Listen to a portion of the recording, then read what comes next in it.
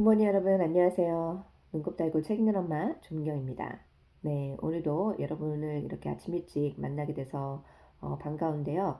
오늘은 솔직히 정말 새벽 일찍 일어났답니다. 4시 반쯤 일어났는데 신랑도 골프 투입이 있어가지고 되게 일찍 일어났어요. 그래서 신랑이 한 5시 쯤에 일어난 것 같아요.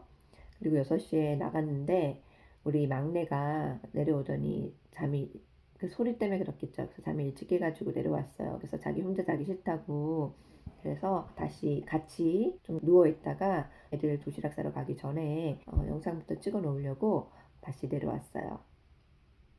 오늘도 계속해서 캐롤 드웨이의 마인드셋을 읽고 있는데요. 오늘은 제 6장 진정한 사람을 찾는 여정과 관련해서 말씀을 드릴 거예요. 좀 더 개인적인 그런 영역으로 가다 보니까 여러분이 더 많이 공감을 해주실 것 같은데 저와 같이 이미 결혼을 해서 아이의 엄마가 되어 있거나 또는 아빠 아니면 지금 현재 누군가를 계속 찾고 있는 여러분일 수도 있을 것 같아요. 저도 싱글의 삶을 이 책을 읽으면서 잠시 다시 되돌아가 봤습니다. 싱글이었을 때 진짜 계속 누군가를 만날 때마다 이 사람이 그 사람인가라는 생각을 계속 하게 되죠. 그러면서 이 사람이면 좋겠다라는 생각도 들고 그러면서 끊임없이 평생 할 동반자를 찾는 것 같습니다. 그런데 여러분도 물론 연애를 해보셔서 아시겠지만, 그리고 연애를 해보시게 되면 아시겠지만, 모든 관계가 처음에 한 2달, 3달 정도는 되게 좋잖아요. 그 사람이 좋은 것만 보이고, 또 기분도 좋고, 만나면 설레이고, 그런 허니문 같은 시간이 있는데, 그 2, 3개월이 지나고 나면은, 그다음부터 이제 단점이 보이기 시작한다는 거예요. 저도 첫 남자친구만 오래 만나고, 그 이후부터는 한 6개월에서 한 8개월 정도? 그 정도밖에 못 만났는데, 그냥 사귀는 거를 목표로 만나면 되는데 항상 배우자감을 찾다 보니까 더 오래 못 사귀었던 것 같아요. 이 책을 읽다 보니 내가 그때 고정 마인드셋을 갖고 있었구나 라는 생각이 들어요. 특히 사람들이 연애를 할 때는 누가 이 사람이 바뀔 거라고 생각을 합니까? 그쵸? 이 사람의 단점을 보면 이 사람 평생 이럴 거야. 그런 생각으로 어, 그 사람의 모든 점이 다 안 좋아 보인다는 거죠. 일단 사람을 사귀다가 물론 차일 수도 있고 아니면 어떤 환경으로 인해서 헤어질 수도 있고 뭐 불가피한 이유로 헤어질 수도 있긴 한데 일단 예를 들어서 여러분이 차였다고 생각을 해요. 그러면 물론 실망스럽고 슬프고 마음이 아프고 그렇겠죠. 그런데 이런 경험을 하고 나서 사람들은 2가지 갈래로 갈린다고 합니다. 일단 첫 번째 유형의 사람들은 상처를 너무 많이 받아서 다른 관계를 이제 맺지 못하는 거예요. 다른 사람을 새롭게 만나서 또 새로운 관계를 해 나가는 그런 관계를 하지 못한다는 거죠. 그렇지만 또 다른 유형의 사람은 쉽지 않아도 결국에는 치유를 하고 계속해서 인생을 살아간다는 것입니다. 캐럴 드웩 저자도 맨 처음에 뉴욕에 와서 살게 됐을 때 첫 1년이 굉장히 힘들었다고 해요. 그때 굉장히 외로웠다라는 생각이 많이 들었다고 합니다. 저도 싱글 때 외로움을 많이 탔던 것 같아요. 그래서 항상 싱글의 삶이 좀 힘들었던 것 같은데 이 캐럴 드웩 저자도 혼자 외롭게 1년을 보내고 있을 때 우연히 어떤 남자를 만나게 됐다고 합니다. 그 남자 이름이 이제 잭이랑은 진짜 처음부터 되게 클릭이 왔나 봐요. 그래서 처음 만남부터 진짜 이 사람이 평생 내가 알았던 사람이다. 정말 너무 친숙하게 느껴졌고 정말 나랑 평생 남은 여생을 같이 함께 할 사람이다라고 생각할 정도로 서로 그런 말을 해가면서 사귀었다고 해요. 그래서 2년 동안은 정말 너무너무 행복하게 둘이 잘 만났다고 합니다. 그런데 어느 날 갑자기 잭이 편지를 써놓고 사라진 거예요. 거기에는 나를 찾으려고 하지 말아라. 난 돌아오지 않을 것이다. 라는 글을 남겼는데 뭐 사랑하는 누구누구 사랑하는 잭이 뭐 이런 식으로 끝에 러브라는 글도 쓰지 않고 그냥 사라졌다는 거예요. 이 사람이. 그래서 캐럴 드웨이 얼마나 충격을 받았겠어요. 그쵸? 그래서 지금도 가끔 막 전화가 울리면 혹시 그 사람인가 라는 생각이 든다고 합니다. 아무튼 이런 얘기 여러 번 어디서 많이 좀 들어본 얘기 같죠. 친구를 위해서 연애 상담도 많이 해주고 또 여러분 얘기를 친구들한테 많이 했을 텐데 이렇게 사랑에 대한 그런 사연과 이야기는 굉장히 많이 합니다. 왜냐면 온 세상 사람들이 다 겪는 얘기거든요. 짝사랑도 사랑이잖아요. 모두 사랑을 안 해본 사람이 거의 없는 것 같아요. 그렇다면 이렇게 실연을 당하고 헤어질 때 사람들이 어떻게 대처를 하는지 그게 중요하다고 봅니다. 과연 이 관계는 그 사람한테 무엇을 의미했는지, 그리고 헤어졌을 때 어떻게 대처를 하는지, 그리고 뭘 기대를 해야 되는지 이런 질문들을 던져볼 수가 있어요. 근데 일반적으로 참 이 마인드셋이라는 게 이런 사람의 관계에도 적용이 되더라고요. 그래서 고정 마인드셋이 있는 사람들은 이렇게 헤어지게 될 때 나는 그 평가를 받았다라는 생각을 한다는 거죠. 그리고 unlovable라고 사랑을 받지 못할 사람, 각인이 찍힌 듯 그런 평가를 받았다라고 생각을 한다는 겁니다. 이렇게 되면 이제 치료법도 없고 해서 사람이 어떻게 되겠어요? 내가 상처를 받으면 분노가 쌓이겠죠. 분노를 쌓이다 보면 어떻게 될까요? 자기 파멸도 있겠지만 그 사람한테 복수해야지 막 이러면서 그 복수에 들끓는 사람들도 많이 볼 수가 있습니다. 이런 사람들은 이제 고정 마인드셋을 갖고 사람을 만난 거죠. 그런데 성장 마인드셋을 가지고 있는 사람들은 그냥 그 상황을 이해를 하고 용서를 해주고 계속해서 삶을 살아간다는 거예요. 그리고 그 관계로부터 어떤 교훈을 얻었는지를 생각해 본다고 합니다. 아, 내가 이 사람을 만나면서 소통을 잘 못했구나. 아, 이거는 내가 좀 앞으로 고쳐가야 되겠다. 아니면, 아, 이 사람은 내 성격과 맞지는 않구나. 나는 이런 사람은 나랑은 안 맞는 거를 이제 아니까 앞으로는 이런 유형의 사람은 내가 좀 피하겠다. 뭐 이런 식으로 얻은 바가 있다는 겁니다. 그리고 나서는 이해를 하고 모든 상황을 용서를 하고 이제 넘어간다는 거죠. 미국에서 좀 화제가 되었던 그런 결혼식이 있었어요. 니콜 칸토스라는 여잔데 이제 결혼식 날에 롤스로이스를 타고 교회로 갔다고 합니다. 흥분과 기대에 벅차서 기쁜 마음에 교회를 갔는데 그때 신랑 친구가 신랑이 오늘 결혼식에 못 오겠다, 결혼 못 하겠다 라는 말을 전하고 갔다고 합니다. 그런데 여러분 상상해 보세요. 여러분 결혼식장에 딱 나타났는데 신랑이 아예 나타나지 않았다고 생각을 해봐요. 여러분 어떤 기분이 드실 것 같아요? 그 반대 상황도 마찬가지죠. 결혼식에 딱 갔는데 내 평생 와이프라고 믿었던 그 여자가 나타나지 않은 거예요.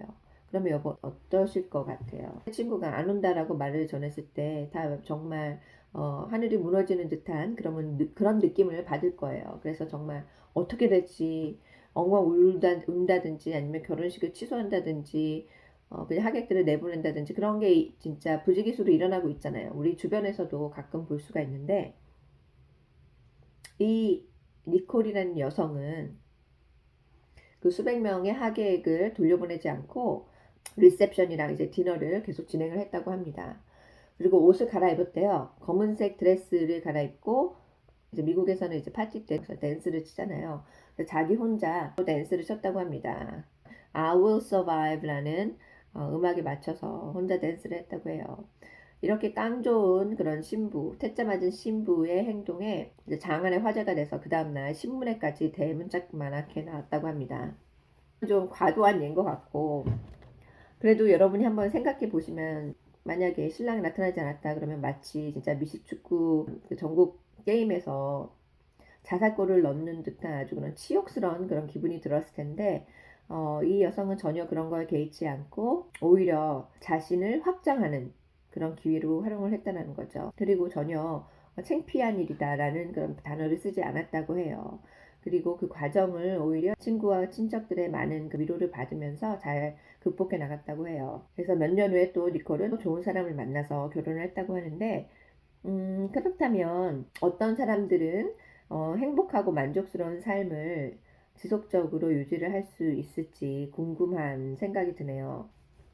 관계를 누군가와 시작할 때 그 사람이 가지고 있는 그 특징이라든지 성격 뭐 이런 게 고정되었다라고 생각이 들면 이 사람은 성장을 하지 않는다, 변할 수 없을 거다라는 생각이 들잖아요. 그러면 어떻게 되겠어요? 어떤 단점을 발견했을 때, 이 단점은 영원히 고칠 수가 없어 라는 생각이 들겠죠. 그렇지만 성장 마인드셋이 있으면 어떨까요, 여러분?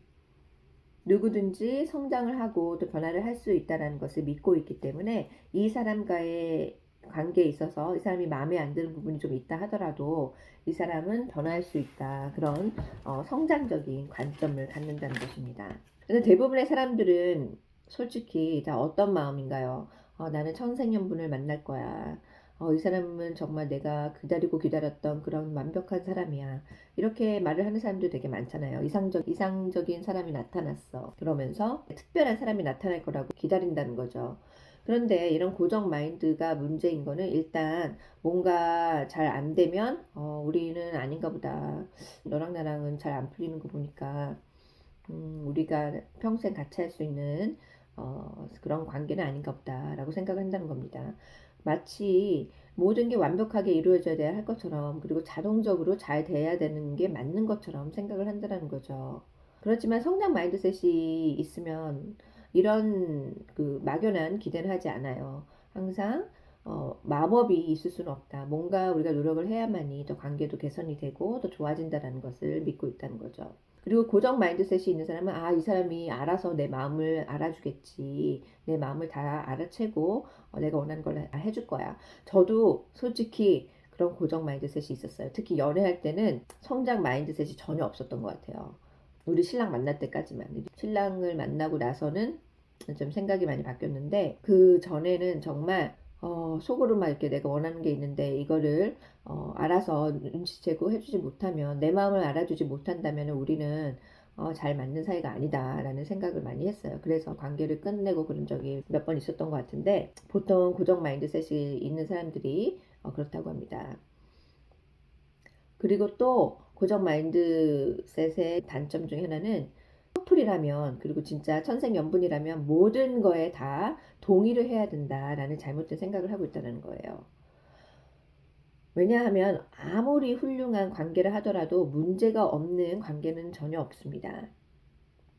무조건 상대방의 성격을 탓한다든지 잘못된 점을 탓하다 보면은 그 관계가 바람직할 수도 없고 건강할 수도 없고 오랫동안 지속이 될 수가 없다는 거예요.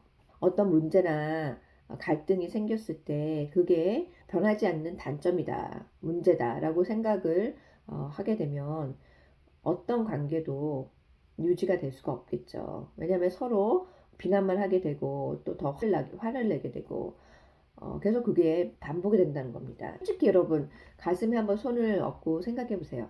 여러분이 생각하기에 여러분은 완벽한 사람인가요? 아니죠. 그리고 또 여러분의 여자친구나 남자친구 또는 남편, 아내가 완벽한 사람이라고 생각하나요? 아니죠. 여러분한테는 그런 문제가 오히려 더 크게 보일 수 있겠죠. 그 사람의 문제가. 그런데 정말 치명적인 문제가 아니면은 예를 들어서 뭐 계속 폭력을 행사한다든지 아니면 계속해서 뭐 바람을 피운다든지 이런 좀 심각한 문제를 제외하고는 상대방이 가지고 있는 단점들 이런 거를 인식을 하고 거기서부터 이제 해결을 해 나가고 어떻게 하면 성장을 할 수 있을지 그렇게 성장 마인드로 이제 관점을 바꿔서 사람을 만나야만이 지속적이고 행복한 관계가 될 수 있다는 거예요. 그렇지만 여기서 중요한 거는 이 사람이 바뀔 가능성이 있다라고 생각하는 것과 이 사람이 꼭 바뀔 거야 라고 생각하는 거는 같은 게 아니에요. 이제 상대방이 나는 꼭 바뀔 거야 라는 마음도 생겨야 되고 의지가 있어야 되겠죠. 그리고 바뀌어야지 하는 커미트먼트가 있어야 된다는 겁니다. 본인의 스스로 의지로. 그리고 변화를 하기 위한 어떤 행동을 취해야 된다는 거예요. 그게 보여야 돼요. 그게 보이지 않으면 아예 바뀌지도 않겠죠. 바뀔 가능성도 없고. 그래서 정말 바람직하고 건강한 관계란 일단 우리의 차이가 뭔지 그거를 이해를 하고 어떻게 하면은 이 차이를 극복할 수 있을지 그리고 갈등을 극복할 수 있을지를 배워나가야 된다는 거예요. 그래서 해당되는 한 사람만 성장을 하는 게 아니라 양측이 다 같이 성장을 할 수 있도록 노력을 해야만이 그 관계가 지속이 될 수 있다는 겁니다. 그리고 서로 상대방의 발전과 잠재력을 실현해 줄 수 있도록 서로 독려하고 노력을 해야 된다는 거죠. 이거는 항상 일방향이 돼서는 안 돼요. 상호 호혜적인 그런 관계로 발전이 돼야 된다는 것입니다. 저도 이제 신랑이랑 결혼을 해서 애가 지금 벌써 둘인데 자녀를 바라보듯이 저희 신랑을 바라보고 있습니다. 특히 저희 신랑이 오히려 저한테 더 그런 너그러운 성장 마인드셋을 갖고 봐주지 않나라는 생각이 드는데요. 진짜 우리 모두가 허점투성이잖아요. 진짜 완벽하게 이 사람은 정말 사랑스러운 존재라고 느껴지는 사람이 얼마나 있겠습니까? 그런 사람이 없고요. 그리고 겉으로는 다 좋아 보여도 조금 한 겹 이렇게 벗겨보면은 모든 자신만의 그런 고민과 문제가 있고 그런 단점들이 굉장히 많이 있습니다. 그렇지만 누군가와의 관계를 지속하고 싶다면 그 사람의 단점을 덮어주라는 게 아니고요. 그 사람의 단점을 어떻게 하면 바꿔나갈 수 있을지 서로 이제 지지해주고 도와주면 충분히 극복할 수 있다는 거죠. 특히 결혼을 이미 한 상황에서 나는 이 사람이 이게 정말 안 맞아 하면서 결혼을 깬다라는 거는 너무 무책임하잖아요. 그렇죠? 심각한 문제가 있진 않는 한 계속 건전한 그리고 건강한 관계를 위해서 노력을 해야 되는데 그러기 위해서 진짜 이 관계에서도 성장 마인드셋이 얼마나 중요한지 저도 크게 깨달은 배움이었습니다. 물론 제가 싱글이었다면 진짜 이거를 적용을 해서 더 그런 지속적인 관계를 맺기 위해 노력을 해볼 만한 사람들이 있었을 것 같아요. 그렇지만 또 중요한 건 뭐냐면 본인만 그런 생각을 하면 안 된다는 거죠. 상대방도 같은 마인드가 있어야 된다는 거예요. 그래서 둘 다 성장 마인드셋을 갖고 있는 사람이 만나게 된다면 정말 정삼청하겠죠. 여러분들도 관계의 건전한 건강한 지속성을 위해서 그리고 앞으로 만날 사람을 위해 준비를 할 때 이런 성장 마인드셋을 갖고 그 사람과 함께 성장해 나가고 배워가면서 함께 커갈 그런 기대를 하면서 그 사람을 좀 더 너그럽게 봐주는 그런 여유가 생기길 바랍니다. 여러분 오늘도 좀 좋은 내용이 되었길 바라고 제가 주변에 싱글이 있다든지 친구들이 있으면 꼭 말을 해주고 싶은 내용이어서 참 기분 좋게 오늘 책을 읽었습니다. 이걸 여러분과 함께 해서 정말 기쁘고요. 오늘 내용 마음에 드셨다면 여러분 좋아요, 구독 눌러주시고 내일 또 뵙겠습니다. 안녕.